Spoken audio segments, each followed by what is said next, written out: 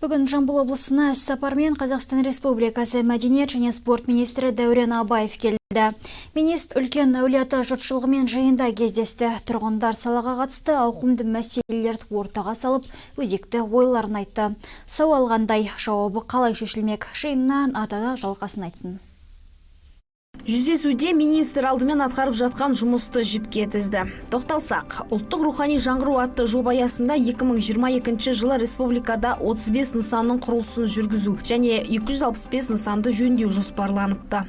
Халқымыздың материалдық мұрасын қолдау мақсатында Қазақстан Республикасының ұлттық музейінде биыл жыл соңына дейін өнершілер орталығы ашылады. Болашақта ашылатын ол орталықта қазақ өрнектерімен жасалған зергерлік бұйымдар, қыш ыдыстар, тоқыма түрлері, киіз өнімдері, ұлттық аспаптарымыз қойылатын болады. Өздеріңіз білесіздер, Тараз шаһары биыл әлемнің 60-қа жуық қаласын қамтитын дүниежүзілік қолөнершілер қалалардың тізіміне еніп отыр.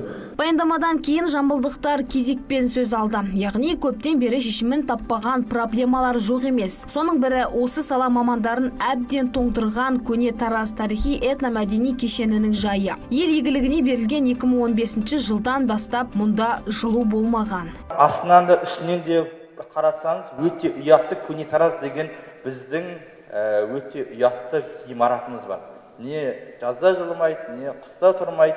Анау тұрғанына 1,2 миллиард далаға кетті. Бірақтан ол ғимарат бүгінгі таңда ежелгі Тараздың былай айтқанда көрінісі болып тұр. Бұл мәселені қашан министрлік былай айтқанда қолға алып шешетін болады. Көне Тараз ғимараты қазіргі таңда министрліктің құзыретінде емес. Әлгі уақытқа көне Тараз ғимараты акиматтың қолында. Салынған кезде бір қателіктер кеткен, сондықтан асты су басып жатқан көрінеді. Мен өзім көрген жоқпын әлі. Бірақ та егер де жөндеу жұмыстары өткізіліп, ғимарат қалпына келтірілсе, біз сол ғимаратты республикалық деңгейге көтеруге біз дайынбыз. Жауап осындай болды. Мәдениет және спорт саласының қызметкерлері жалақының аздығынан, баспананың жоқтығынан жастар да бұл салаға келе бермейді деп айтып қалды. Нақтысы, бүгінде бұл сала қызметкерлерінің айлығы 90 мыңнан аспайтын көрінеді. Ал министрдің жауабы мынадай.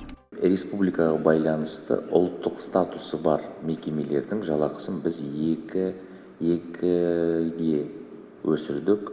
Университет, бізге қатысты университеттер, жоғары оқу орындар мұғалімдерін біз 3 есеге жалақыларын көбейттік. Жалпы мемлекет тарапынан шешімін табылады. Қазір болмаса да бір жыл, 2 жылдың ішінде жалақыларымыз көбейеді. Алқалы жиыннан соң министр азаматтарды жеке қабылдап сауалдарына заң тұрғысында жауап берді. Мұнан соң тілшілермен тілдесіп брифинг өткізді. Ардана Жарылқасын, Нұртай Бра, Елдар Түстікбай, Аймақ.